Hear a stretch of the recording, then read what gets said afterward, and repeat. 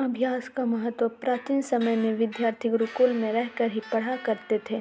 बच्चों को शिक्षा ग्रहण करने के लिए गुरुकुल में भेजा जाता था। बच्चे गुरुकुल में गुरु के सानिध्य में आश्रम की देखभाल किया करते थे और अध्ययन भी किया करते थे। विकास को भी सभी की तरह गुरुकुल भेज दिया गया। वहाँ आश्रम में अपने साथियों के साथ घुलने मिलने लगा, लेकिन वह पढ़ने में बहुत ही कमज़ोर था। गुरुजी की कोई भी बात उसके बहुत कम समझ में आती थी। इस कारण सभी के बीच वह उपहास का कारण बनता है। उसके सारे साथी अगली कक्षा में चले गए, लेकिन वो आगे नहीं बढ़ पाया। गुरुजी ने भी आखिर हार मानकर उसे बोला, बेटा विकास, मैंने सारे प्रयास करके देख लिए हैं। अब यही उचित होगा कि तुम यहाँ अपना समय बर्बाद मत करो। अपने घर चले जाओ और घर वालों की काम में मदद करो। विकास ने भी सोचा कि शायद विद्या मेरी किस्मत में नहीं है, और भारी मन से गुरुकुल से घर के लिए निकल गया।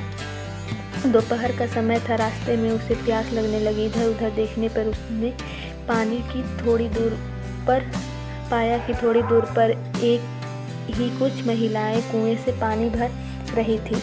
वह कुएं के पास गया। वहां पत्थरों पर रस्सी के आने जाने से निशान बने हुए थे। तो उसने महिलाओं से पूछा, यह निशान आपने कैसे बनाए? तो एक महिला ने जवाब दिया, बेटे, यह निशान हमने नहीं बनाए, यह तो पानी खींचते समय इस कोमल रस्सी के बार बार आने जाने से ठोस पत्थर पर भी ऐसे निशान बन गए हैं। विकास सोच में पड़ गया। उसने विचार किया कि जब एक कोमल से रस्सी के बार बार आने जाने से एक ठोस पत्थर गहरे निशान बन सकते हैं, तो निरंतर अभ्यास से मैं विद्या ग्रहण क्यों नहीं कर सकता।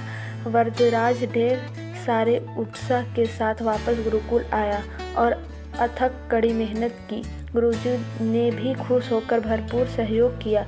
कुछ ही सालों बाद यही मंदबुद्धि बालक विकास महान विद्वान बना। इस कहानी से हमें यही शिक्षा मिलती है कि दोस्तों, अभ्यास की शक्ति का तो कहना ही क्या है। यह आपके हर सपने को पूरा करेगी। अभ्यास बहुत ज़रूरी है, चाहे वो खेल में हो या पढ़ाई में या किसी और चीज़ में। बिना अभ्यास के आप सफल नहीं हो सकते। अगर आप बिना अभ्यास के केवल किस्मत के भरोसे बैठे रहोगे तो आखिर में आपको पछतावे के सिवा और कुछ हाथ नहीं लगेगा।